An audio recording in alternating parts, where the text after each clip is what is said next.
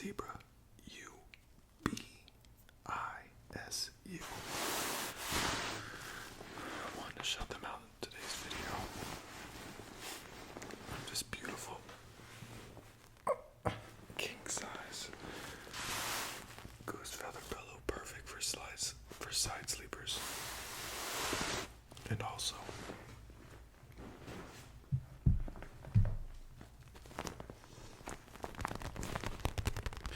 they sent me this camping blanket.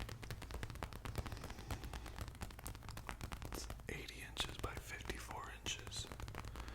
Perfect for camping. I'm going to use it for when I go to the beach next, whether it's at night or in the day. But yes, it is ZUBISU. This is their design, their logo, and that's how you spell it. ZUBISO. I'll be leaving a link in the description down below. So let's get into the video. Hello everybody, and thank you so much for joining me tonight. I missed you guys. Today's video is going to be something that you can just play, let it run in the background for a little bit until you drift to sleep, or you could watch the whole thing. That's totally up to you. But when I'm at work, I like to listen to scary stories, and I listen to regular podcasts and music too. But I like to listen to scary stories, and one of them I've been getting into recently is strange disappearances, strange findings inside national parks. I've been to, I think, only one national park. Probably not, but I've been to the Smoky Mountains, and I don't know when I went to Colorado if I went to any national parks. But today I am reading on OutsiderOnline.com the article, "The Creepiest Unsolved Mysteries in U.S. National Parks." So again, just sit back and relax, and I'm just going to be reading this article while you relax and do whatever you have to do.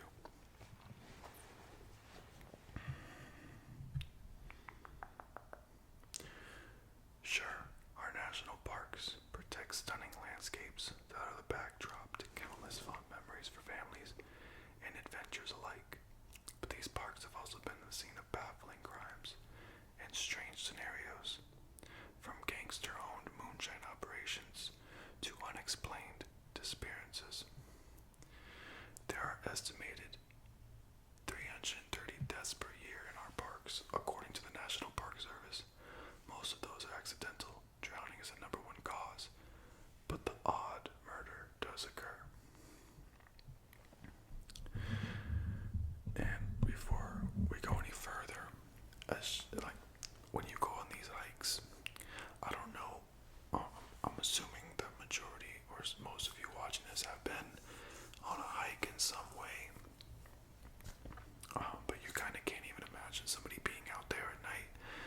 I remember I was driving back into the mountains from Gatlinburg in Tennessee,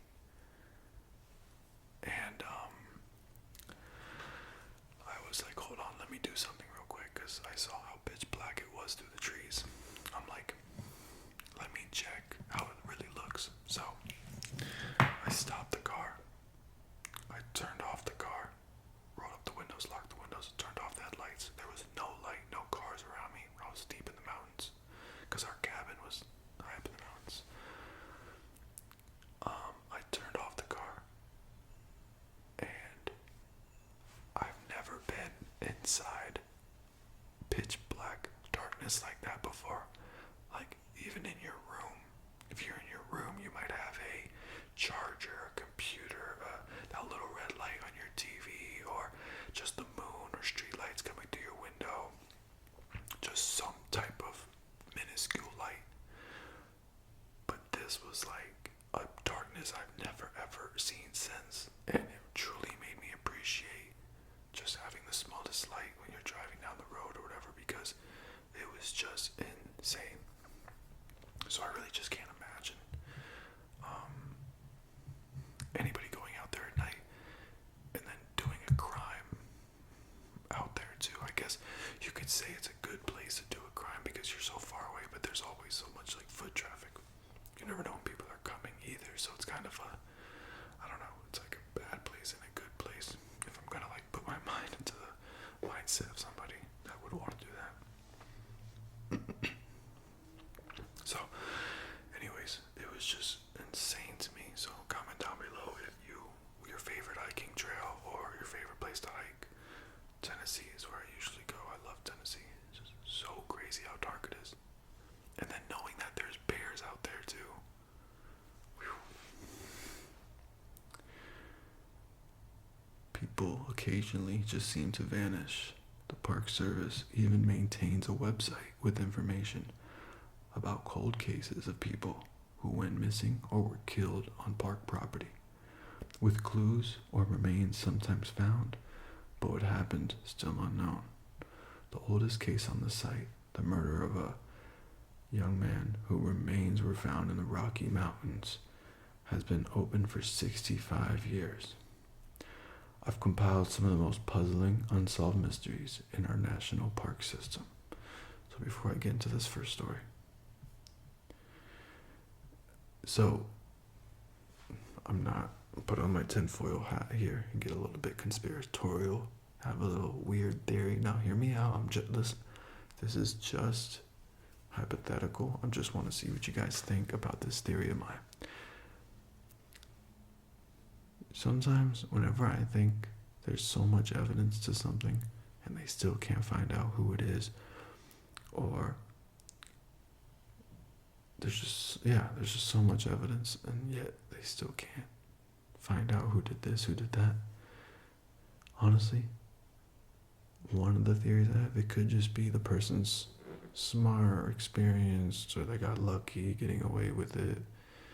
But I also just think it could be some type of powerful person, as in somebody who has a lot of pull, where, let's say, a police chief anywhere, whatever, did that, and he has the power to disregard a case, especially 65 years ago, and how much different they practice law, and how police officers would act back then, before phones, before everybody was so highly checked.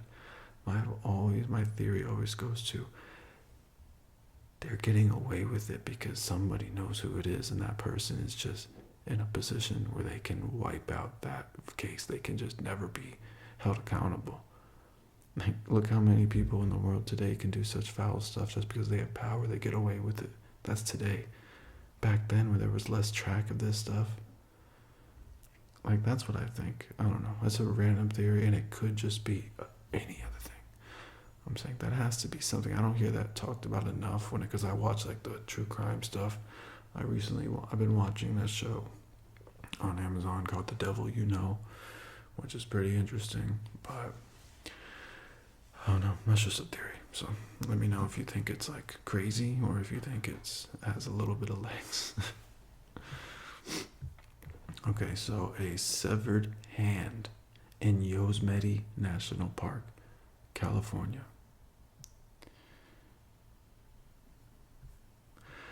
Yosemite National Park, steep granite, tall waterfalls, traffic jams in the valley, and a severed hand found in a scenic meadow. In 1983, a family was exploring Summit Meadow off Glacier Road when one of the children discovered a severed hand and forearm. So, pretty much from the elbow down, right? In spite of consistent searches from investigators, no other body parts were found. Oh, my other theory is animals usually get these people. You could fall, break your leg, and then a bear or whatever comes, and it's terrifying. In spite of consistent searches from investigators, no other body parts were found, and authorities weren't able to identify the victim or make progress on the case.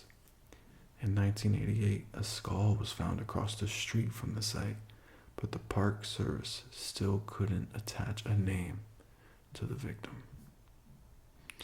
It wasn't until 2022 that Park Service, using DNA profile from the remains, named the victim Patricia Hicks, a woman linked to a local cult leader who allegedly used LSD to weaken and disorient victims.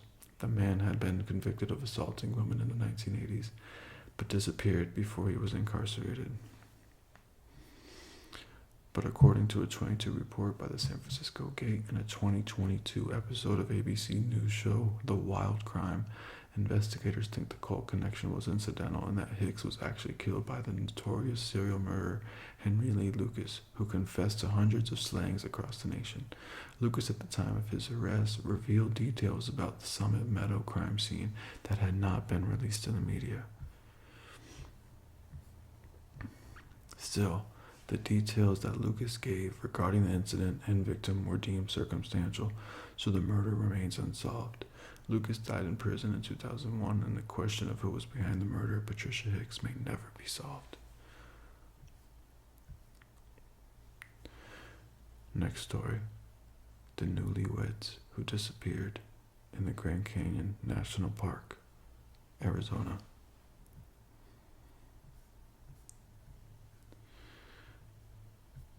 The Grand Canyon might be best known for its 5,000-foot walls, but the rapids at the bottom of the gorge are huge as well.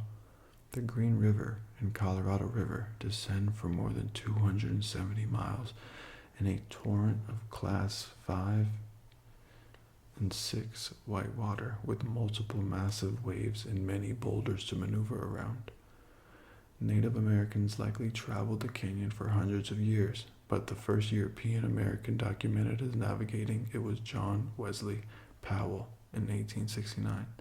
Since then, roughly 100 people have drowned in the rapids. Arguably the most famous and mysterious drowning or incident happened in 1928, when the newlyweds Glenn and Bessie Hyde attempted to paddle the Grand Canyon on their honeymoon. They were in a boat that Glenn had built, attempting a speed record paddle through the canyon that would also have made Bessie the first woman to run it. Rubber rafts wouldn't become common until after World War II. The Hydes were last seen on November 18th, and their boat was found intact with all of their supplies a month later, on December 19th. The boat was in perfect condition with all the contents, including Bessie's diary, intact. Search parties scoured the canyon, but their bodies were never found. It's possible and probable the couple was washed out of the boat during one of the rapids, and the vessel continued downstream without them. But Glenn and Bessie were both experienced rafters. A popular theory has emerged over the years that Bessie murdered her new husband somewhere deep in the canyon. Another river runner, Emery Kolb, encountered the couple deep in the canyon and noticed Bessie's hesitance to continue the journey, and that they didn't have life jackets. In 1971, a woman named Elizabeth Cutler claimed to be Bessie Hyde, alleging that she stabbed her husband during a fight and had been living a different life ever since. Cutler eventually denied the claim, and it was later rumored that the pioneering river runner Georgie Clark, the first woman to own a commercial rafting business in the Grand Canyon, was actually Bessie Hyde. After Clark died in 1992, the Hyde's marriage license was found in her home, as well as a birth certificate identifying Clark as Bessie D. Ross, according to account by North Arizona University. DeRosa was her birth name.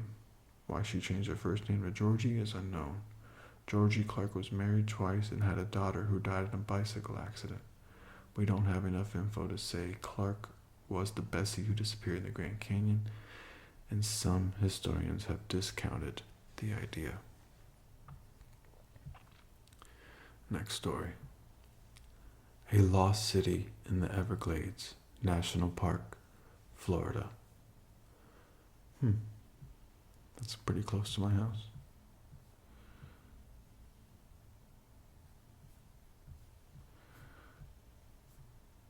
Everglades National Park is a large, jungle-like expanse of mostly water, covering 1.5 million acres in South Florida.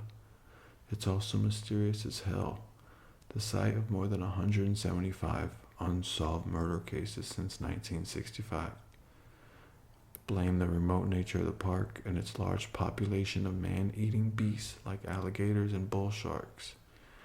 A section of US 41 running through the park, known as Alligator Alley, is a notorious place for murderers to dump bodies. There are even theories of supernatural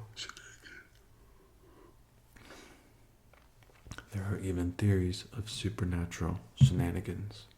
In 1945, a group of 5 Navy bombers took off from Fort Lauderdale on a routine 2-hour training flight off the coast of Florida, but the leader of the crew radioed back to the control tower that they were lost.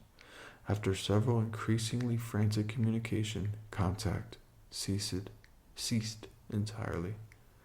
A rescue airship released to search for the bombers also disappeared.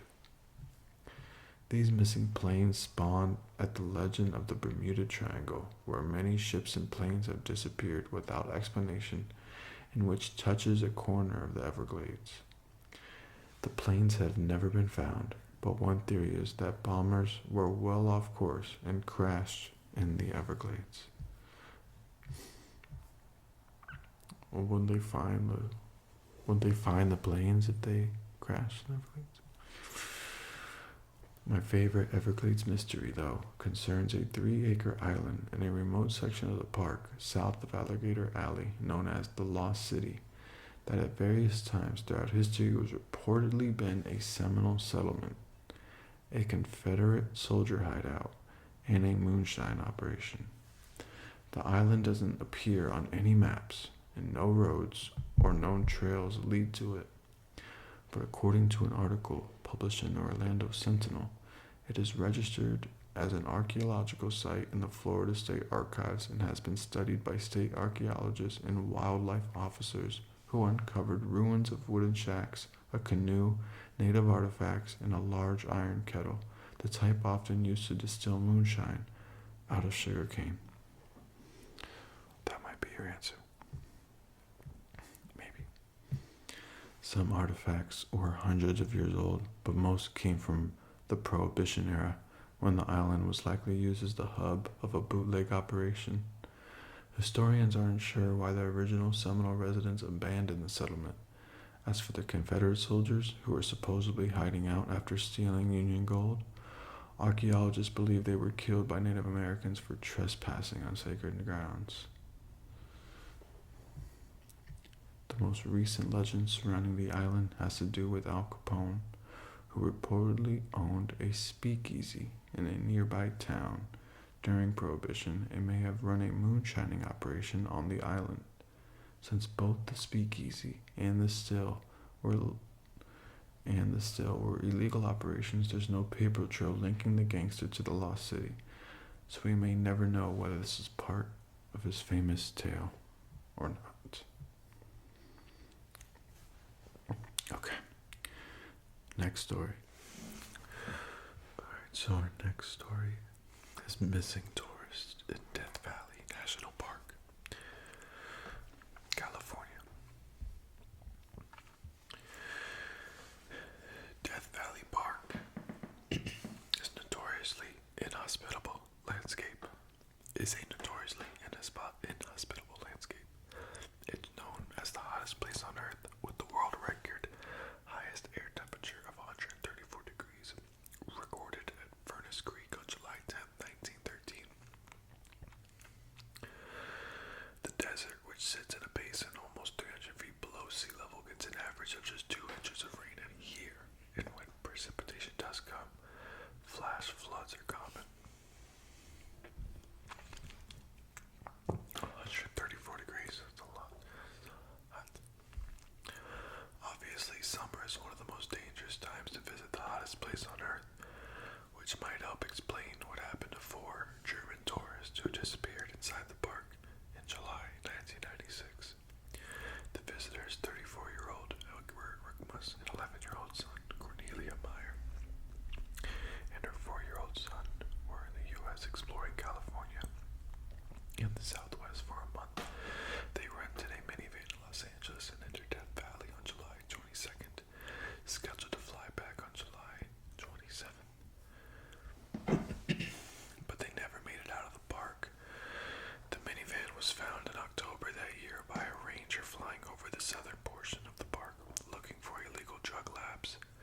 He spotted the vehicle in Anvil Canyon, a federally protected wilderness area of the park with no active roads. The van was stuck in the sand. The doors were locked, and 3 tires were flat.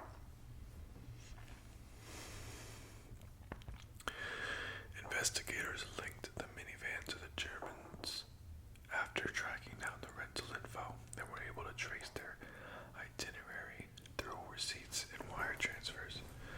After entering the desert on July 22nd, they camped in Hanupa Canyon, when temperatures were hitting the mid-120s, based on a logbook signed by the Germans. Rangers believed the group was attempting to cross Mango Pass, a rough 4WD only road, four-wheel drive only road at the end of Butt Valley, but couldn't make it and tried to reroute through the roadless Anvil Canyon.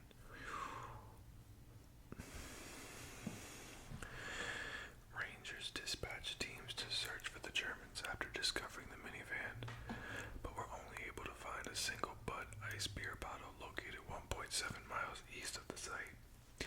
After 4 days, and more than 250 people involved in the effort, the search was called off.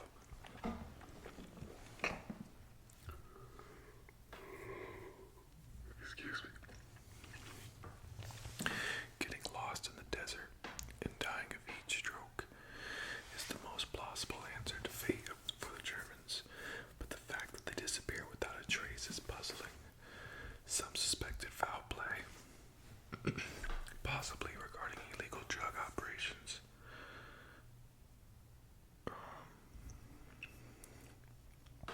And others suggested the Germans staged their disappearance to start a new life, or could the Germans have seen something they weren't supposed to at a nearby military institution. This area of the park was also near a ranch associated with Charles Manson and his cult. Theories circled the lost Germans for more than a decade. It wasn't until 13 years later that 2 avid hikers and search and rescue members from Riverside County, California. So tired. Disappearance found the remains. Who had been researching the disappearance found the remains of the adult Germans in a remote, rugged portion of the park, 4 miles from the border.